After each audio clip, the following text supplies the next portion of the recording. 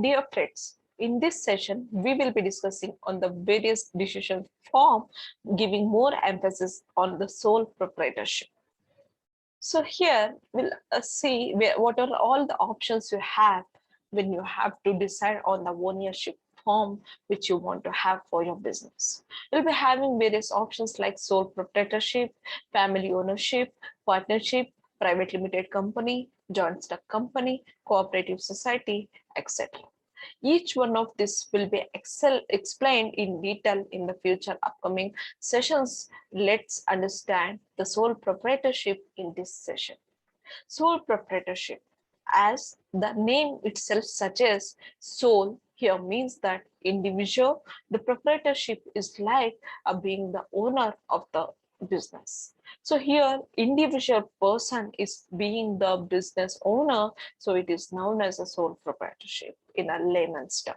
So let's understand the sole proprietorship in a business terms. Sole proprietorship is a form of business organization in which an individual invests his own capital, uses his own skills and intelligence in the management of its affairs, and is solely responsible for the results of its operations. An individual invests his own money, uses his own skills, knowledge, intelligence, and manages everything relating to the specific business, and he will be responsible for whatever the results is getting out of the operations he has done. He has whatever the management affairs he has gone through, whatever the results he has got, whether it is a positive result or a negative result, he is making a profit out of its management affairs, or he made a loss. If he himself becomes the sole responsible for that, hence it is known to be the sole proprietorship. Next, here, the individual with the assistance of other workers or by his own labor and capital may run the industry.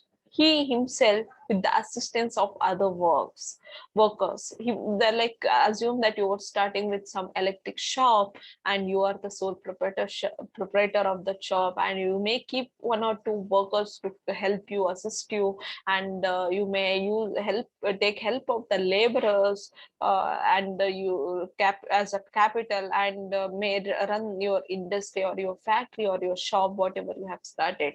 Then you become a sole proprietor of that shop. Then this form of organization is also known as individual entrepreneurship, the oldest and the most sought after form of enterprise in the field of small scale industry, and the easiest and simplest form of entrepreneurship from the operational point of view. Like the definition saying, it is like organize the form of organization. Also, now this is also known as individual entrepreneurship. This is the oldest one, and it is considered under the small scale industry, and it is famous under the small scale industry. So as an entrepreneur, when you are beginning with a business, and if you have a limited access to various resources, and you don't want to consider anybody else, don't want to include the people in your business, you want to be owner for your own business, then you will be doing you may opt for a sole proprietorship. So you have to decide on what type of business you will be opting for, what type of ownership you will be opting for based on your business. So here, let's see what are the importance or features of a sole proprietorships. In this diagram, you can see that the sole proprietorship is like the person having a single ownership. There won't be other people like in partnership firm or in a joint stock company or in a private limited company or in a Hindu undivided family businesses. In those all those things, you will find the people, the number of owners may be more, and the distribution of profit will be more. But here, you yourself become a business owner, and there won't be anybody else as the owner. So it is sole proprietorship includes in single ownership. Next, no sharing of profit and loss. Since you are itself is a owner, you itself is a owner, and you are whatever the business operations you are doing and managing, you are responsible for that. And whatever the profit you will be receiving or losses you are facing, you yourself is responsible. You don't need to share those things with anybody else, since you are the only owner. Next, one man's capital. So here the problem, or you can say that a kind of disadvantage, is that you only have to you are the only owner, and you don't have an access to the more capital, and only you have to incur the capital. If you go for the other business ownership, there you will be having an opportunity to get the capital from different sources. Here you will be having a single source of that is you have, whether you are bringing your money from your own pocket, or you're taking a loan from a bank or anything, but it is like a single man's or one man's capital only.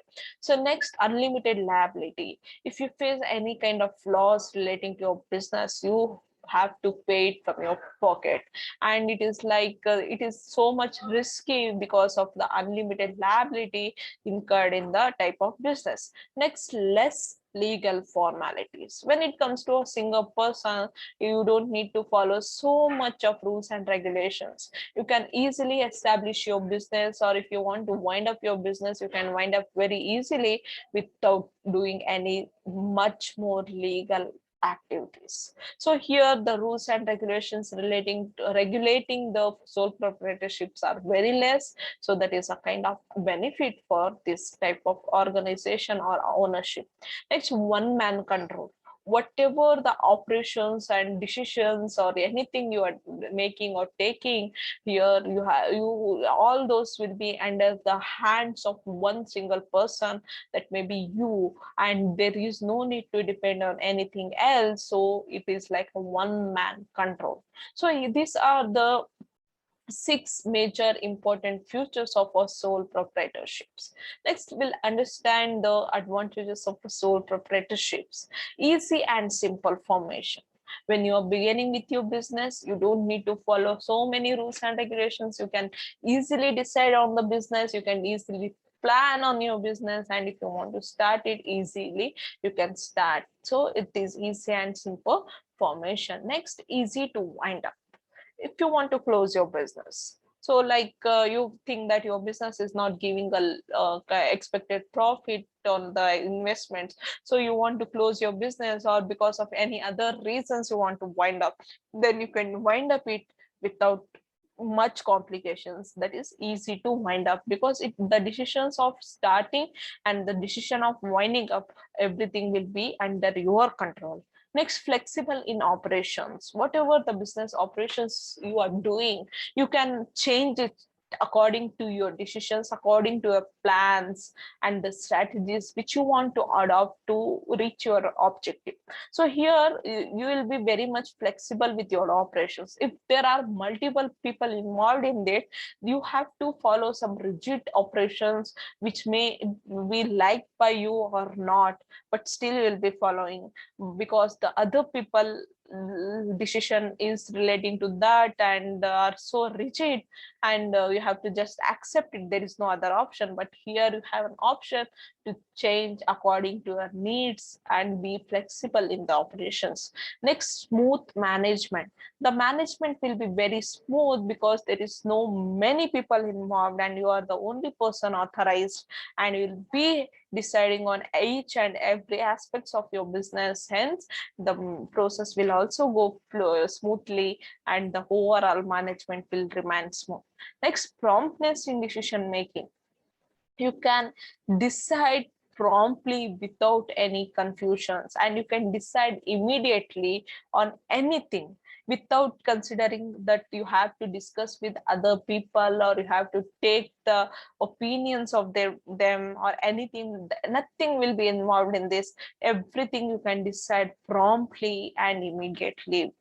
So next is that personal touch with the customers. When you are the only owner, you will directly be having a conversation with the customers, and you will be having a personal touch with the customers. You will understand what the needs, demands, and the preferences of the customers, and as per them you can provide and produce a product which you can easily satisfy the need and satisfy the requirements of the customers. Next, direct maintenance of the business. Here, since you are the only person, you will directly you will be maintaining your business, and there won't be any involvement of other people. Next, secrecy relating to your business. That could be your business plans, business strategies, or any product related secrecy, or any data information which you don't want to share with anybody else, with your, especially with your competitors. Everything will be remained up to you. Nobody will come and get it from you and share with other people. The secrecy can easily be maintained when you have a sole proprietorship. These are the some of the advantages of sole proprietorship. Let's understand disadvantages of sole proprietorship. Beginning with the limited financial resource or capital. Since you are the only person who is investing the funds, you only have to arrange every amount which are required to invest in the business. You may go for the bringing it from your own pocket, or you may opt for a loan from a bank or some other financial institution, or take it from your parents or friends, family members, anybody. But here the finance will be very much limited. The capital, you can't bring more capital needed. You can't go for a large scale operations. The size of the business will also remain small, and the limited managerial ability, you may accept it or not. It is, there may be a chances that you may not be having such a managerial ability. You like, you may be feeling that I am good, that you may be having a confidence on yourself, but still there are chances that the managerial ability will become limited, because when you have many people in your organization, if you go for a partnership firm, there the 4 or 5 partners will be working together. One person, each individual will be having an expertise in their own field.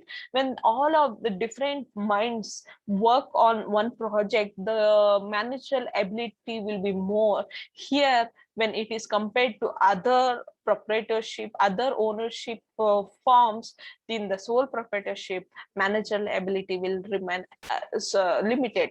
Next, unlimited liability. Unlimited liability means that if you are losing the business, if you are facing a loss in your business, then you have to pay everybody, and you have to face that losses without any limitation, and you have to pay everybody with your own pockets, and there is no concession for that. So that is become a unlimited liability. Next, lack of continuity. Lack of continuity in the sense like, in other organization, if the one person is not there, the other person will be available to take care of your business. But here, if you are not there, there won't be anybody else to take care of your business. So it is very much important that there should be a continuity in the business. Here the sole proprietorship is all about one person. If there is no if that person is unavailable, and the business will not continue. So next is that limited size. Since there is a lack of capital and lack of resources, because of limited financial resources, the size will also be very much limited, and you cannot expand. That's why we said that sole proprietorship usually comes under a small scale industry in our economy, rather than coming under a medium scale or a large scale industries. Here, lack of managerial expertise and ideas. Because of less and limited managerial ability, you may not be having a managerial expertise, and all ideas also will be limited up to your ideas only. The ideas which would have come from other people, if you have opted for other ownership styles, are lacking in the sole proprietorship organization. So these are the ownership pattern, sole proprietorship advantages, disadvantages features and characteristics of sole proprietorship under ownership pattern of the business organization, on basis of which you can decide which type of ownership you should opt when you're starting with your business. Thank you very much.